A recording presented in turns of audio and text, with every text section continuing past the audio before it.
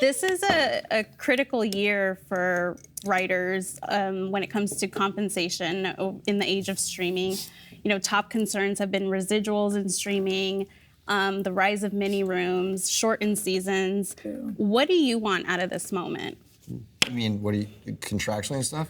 Yeah. I think the only thing I was trying to explain this to my dad, to go back to this, about residuals, and this is the real conversation, is TV writing would be in danger of being only for young men and women whose families could support them.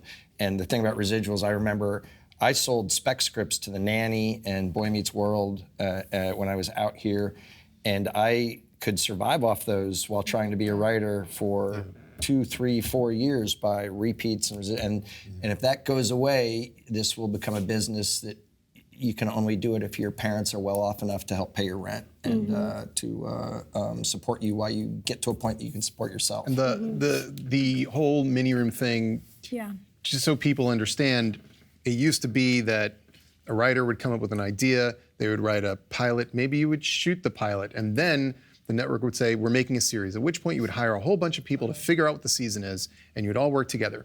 And now they say, okay, why don't you hire a bunch of people to figure out the season, then we'll tell you if we're gonna do it. And if we do it, most of you are fired anyway.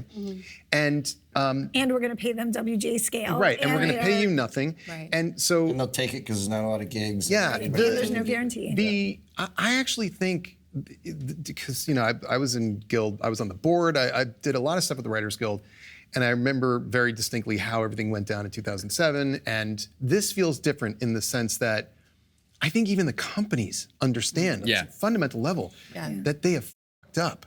They have just demolished. It's almost like someone finally pointed it out to them and said, do you see what you've done? Yeah. You've just blown out the foundation of your own house, and now the whole thing's crumbling down around you.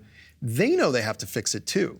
I don't know what's gonna happen. I don't know if it's gonna be a strike. I don't know how long the strike would be if we have one, but I think this is one of those times where even the companies know, okay, we've gone too far. The bummer is that they're so streamlined, these companies, into corporate entities where I feel like in old times that they were at least inhabited by, if not artists, art lovers, and now I think sometimes the upper echelon are they've, corporate.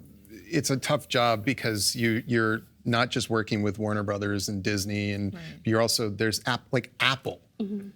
Apple has more money than most nations, right? So it is a different thing, and yet they all are together as one thing called the AMPTP, and we're over here as the WGA, and I just think, I always, obviously hope for the best, but the people that I'm, rooting for the most are the people that, like Bill said, need to be able to come up. We need to be able to raise kids up. I didn't have, my parents were public school teachers. I grew up on Staten Island, the Pete Davidson part of Staten Island, not the Colin Jost part of Staten Island. And, that's really fun. And when I came out here, I had nothing. I started calling up temp agencies. I was like 2 weeks away from getting, having to live on the street, and you could still make your way.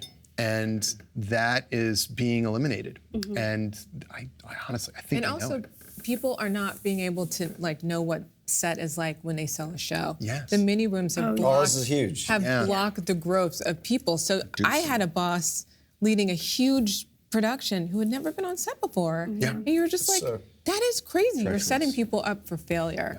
So even with my mini room, which was 14 weeks, I went to Amazon and I was like, listen to me, this is the only all black room you've ever had. I was like, these writers are going to set. So you can say that okay, after 14 weeks, I don't care if they have to stay with me, which some of them did in Atlanta, which should not have to happen. Right. But you just make it work, because it's just I refuse to let this staff, this, story editor who's been in 4 rooms, who's never been on set before, to miss this opportunity. It's such a good, it's crazy. Ramy and I were talking about this because there's understandably so many horror stories about bigger than life people that are awful or sketchy in Hollywood, but almost everybody, I bet even at this table, was mentored in by somebody. And mentorship is such a cool, big thing out here, and with mini rooms and all that stuff, I got taught how to edit, showrun, talk to block, to whatever by Gary Goldberg, who passed away. But because I got to be on set the whole time with him going, this is how you do this, this is how you do Also, this. how do you know how to write the job? The job is to write for production. How do you know how to write for production if you've never experienced production?